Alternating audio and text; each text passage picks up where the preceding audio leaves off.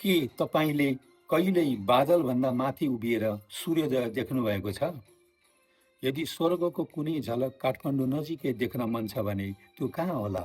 अन्दाज गर्नुहोस् त। कहिलेकाहीँ प्रकृतिले यस्ता सुन्दर दृश्य सिर्जना गर्छ, त्यसको थोरै अंश मात्र पनि क्यामेरामा कैद हुन सक्दैन। यहाँ जति मेरो क्यामेरालाई कैद गर्न सक्यो, त्यो भने म यहाँहरूलाई देखाउन गइरहेको छु।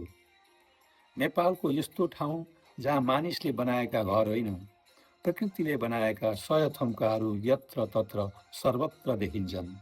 आउनुहोस्, आज म तपाईँलाई त्यही सुन्दर र आश्चर्यजनक स्थलको पारिवारिक यात्रामा साथ लिएर गइरहेको छु। यदि बादलमाथि हिँड्ने कुनै ठाउँ नेपालमा अनुभव गर्न चाहनुहुन्छ भने त्यो काठमाडौँबाट यति नजिकै रहेको सैलुङ पो रहेछ भन्ने तपाईँले यहाँको भ्रमण गरेपछि मात्र पत्याउनुहुन्छ। सैलुङको शाब्दिक अर्थ नै तामाङ भाषामा सय भनेको सय र लुङ भनेको थुम्का हो। यहाँ गन्नुभयो भने साना ठुला गरेर सय थुम्काहरू पाइन्छन्। जहाँ हेरौँ त्यहाँ हरिया थुम्काहरू देखिन्छन्। यी थुम्काहरू प्राकृतिक रूपमा चुनढुङ्गा र माटोको सम्मिश्रणबाट बनेका हुन्। भौगोलिक रूपमा यो क्षेत्र पानीको मुख्य मुहान पनि हो। यहाँबाट तामाकोशी र सुनकोशी नदीका कैयौँ साना सहायक नदी र भङ्गालाहरू बगेर जान्छन्।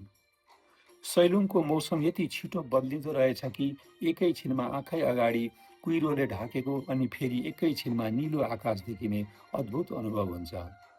बादलहरू थुम्काहरूको बीचबाट लुकमारी खेल्दै हिँडेको देखिन्छ र लाग्छ मानौ हामी बादलमाथि उभिरहेका छौँ। तल बादलले भरिएको सागर र माथि फैलिएको निलो आकाश, यो दृश्यले हामीलाई केही क्षणका लागि वास्तविक संसारबाट अलग गरिदिन्छ।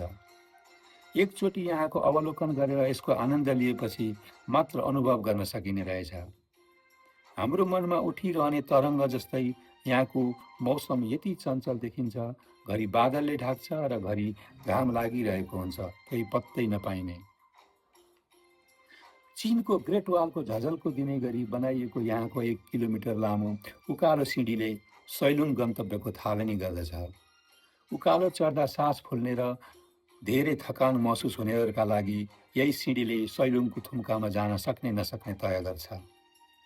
हाम्रो समूहमा कतिपय सकिँदैन कि भन्नेहरूले पनि जमघटमा साथ लागेर चढ्दा रमाइलोमा नै यहाँका थुम्काहरू छिचोली सैलुङको यात्रा सफलतापूर्वक सम्पन्न गरेका थिए।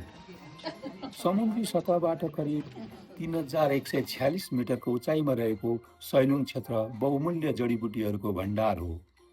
यहाँ 5 औले जटामसी र 5 रङका गुराँसहरू पाइन्छन्। सबैभन्दा रोचक कुरा यहाँको माटो र ढुङ्गाबाट समेत एक किसिमको औषधीय सुगन्ध आइरहेको आभास हुन्छ। नेपालका धेरै डाँडाहरूमा जङ्गल हुन्छन्, तर सैलुङका विशाल घाँसे चौरहरू बिल्कुल फरक देखिन्छन्। यहाँ पुग्दा प्रकृतिले हरियो कार्पेट बिछाएर पाहुनाहरूको स्वागत गरिरहेको भान हुन्छ। एकै स्थानबाट असङ्ख्य हिमालहरूको दर्शन गर्न पाउनु सैलुङको अर्को अनुपम विशेषता हो। यहाँबाट उत्तरतर्फ रहेका हिमालहरूको पेनोरामिक भ्यू आँखा अगाडि नै देखिन्छ।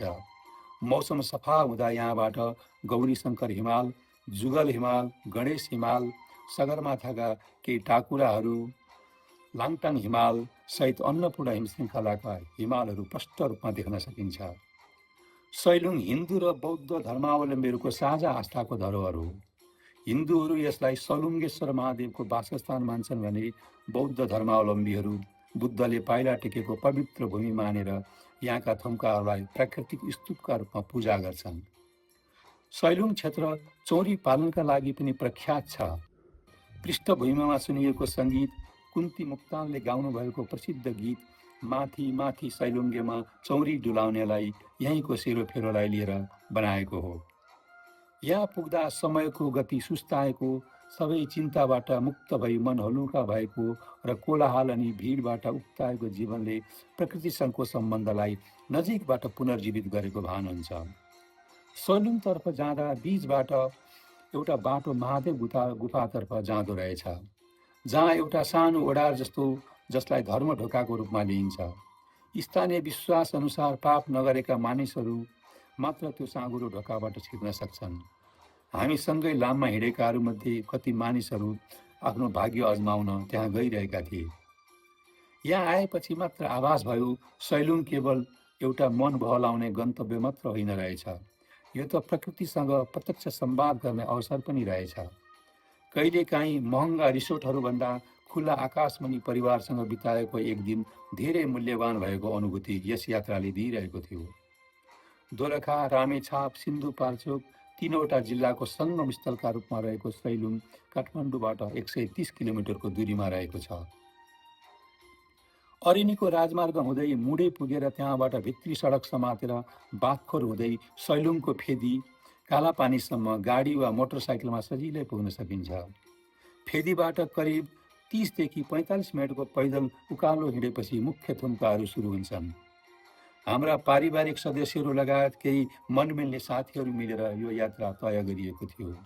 काठमाडौँबाट बिहान गएर बेलुका फर्केर आउन सकिने यो अनमोल पलको तपाईँ पनि भरपुर लाभ उठाउनुहोस् अनि देशभित्रै लुकेर रहेका यस्ता अद्वितीय खजानाहरूको उजागर गरी आन्तरिक पर्यटन प्रवर्धनमा सहभागी हुनुहोस्। शुभकामना।